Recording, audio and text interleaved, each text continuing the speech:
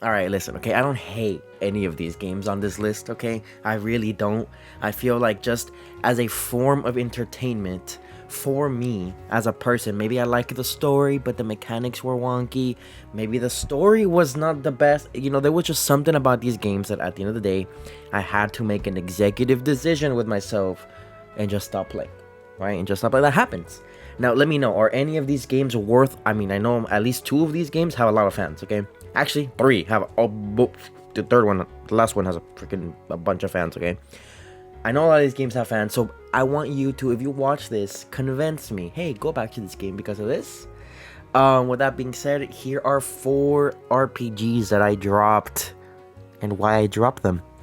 Okay, so starting off with the first one, not as controversial, but it does have its cult following. It's gonna be Live Alive, specifically the Live Alive remake. Now, I know this game has its mixed opinion. There's people that don't like this game, like myself. There's people that love this game. I hear this game pop up in a lot of like top 10 RPGs of the SNES era, like stuff like that. I hear this game get brought up a lot. Cult classics, whatever. People were really excited, myself included, when this game got remade, just because I love the 2D HD art style. I love RPGs. I'll play anything new. I think what kind of brought this game down for me was, one, the combat system I didn't really like. Now, I'm someone that can put up with a bad combat system. Like, it doesn't really matter to me if it's, if the story's really good, the mechanics are great in the sense of like just exploration, quest pacing, the way that you progress your character, gear progression. Like, if that is all good, then if the combat system is bare bones, I can live with that. However, this game didn't really have that. I like playing jrpgs where you can take your character from one place and follow them through this entire epic journey and see them to another. The idea of a bite-sized 2-hour RPG doesn't really, I don't know, it doesn't really compel me, because I like progressing my characters. Leveling up in Live Alive felt like pointless. Like, oh yeah, I'm level 4 now, but like I'm gonna stop controlling this character in an hour. So like, who cares? Like, I never felt attached to anything that's going on because the stories were so short and moved on so quickly. If that was more prominent in the actual storyline, like, hey, go through all these routes and then at the end, all of them will come back and then, this big finale will happen, then I probably would have like sucked with it and gone through with it. But I don't think that's true.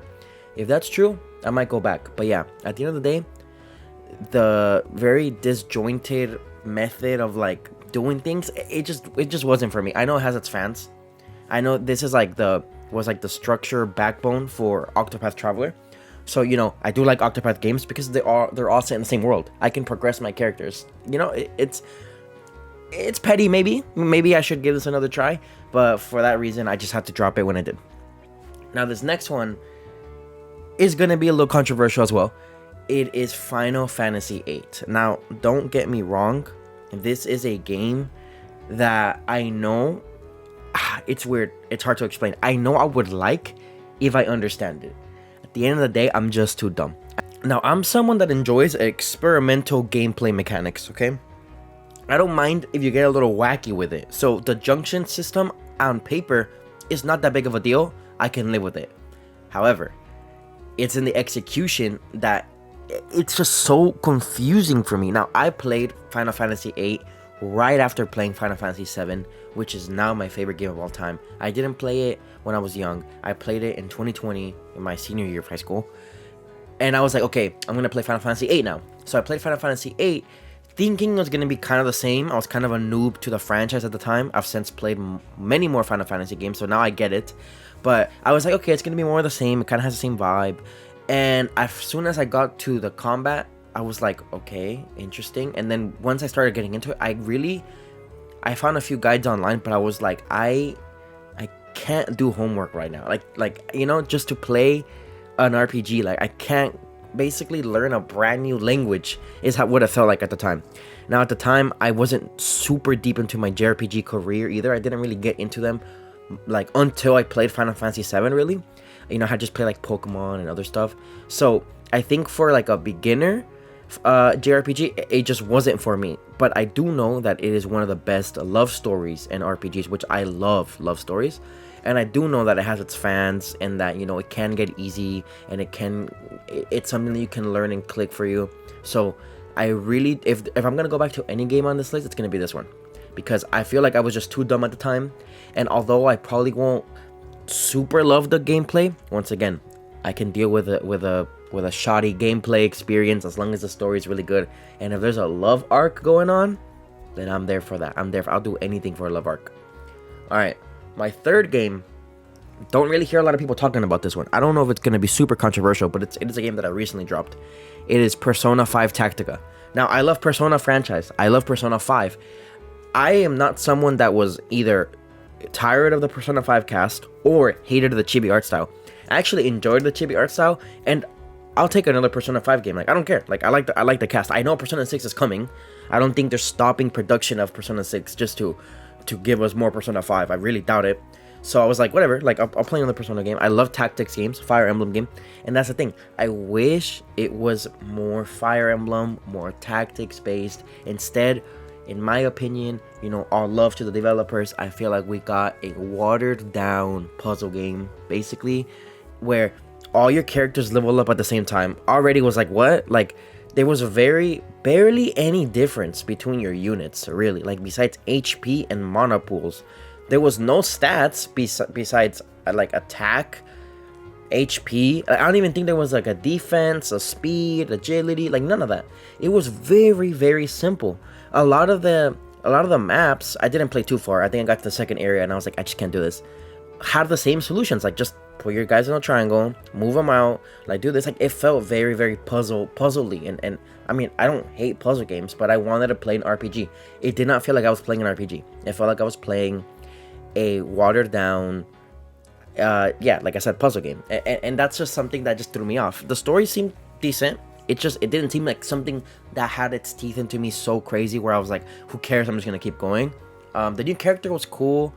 I just feel like I needed a little bit more substance, and I don't like doing this, but in this game it really felt like I was playing a game, and the whole time I was thinking, man, it could have been something so good.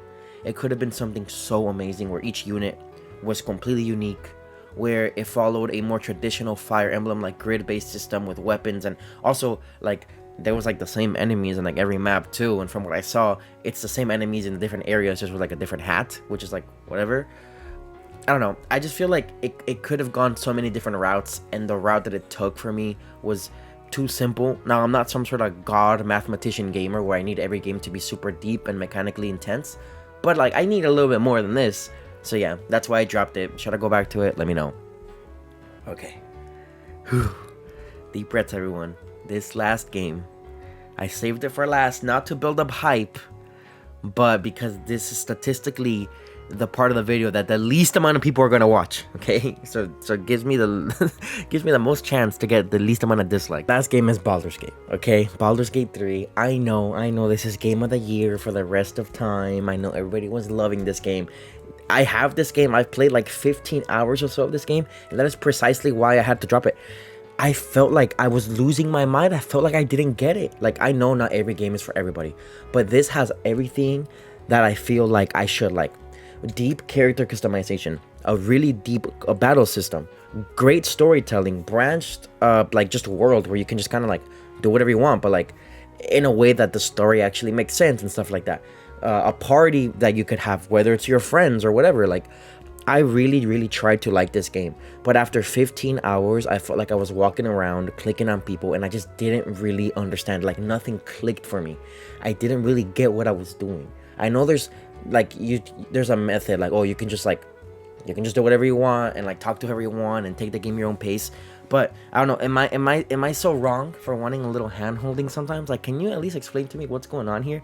Like, my character's barely leveled up, and then I realized that the level cap is level 20, so I was like, okay, then how do I progress my character? Like, how do I do anything? I was just so confused. There was just menus and menus and menus. I felt like dumb. Like, I felt dumb. It's back to the Final Fantasy 8 thing. I felt like I was just too dumb for this game. People love this game for a reason. I feel like this game is really good, and I think I need to give it another shot. But at the end of the day, everything was just such a mess for me. Like, it's probably actually designed very well. I know I should probably look more into it, but I don't know, after 15 hours, just it didn't naturally just click for me. And no, I haven't watched like hour-long YouTube videos just like explaining it to me, but I feel like I was like, all right, I don't get it, and I would rather play something else right now.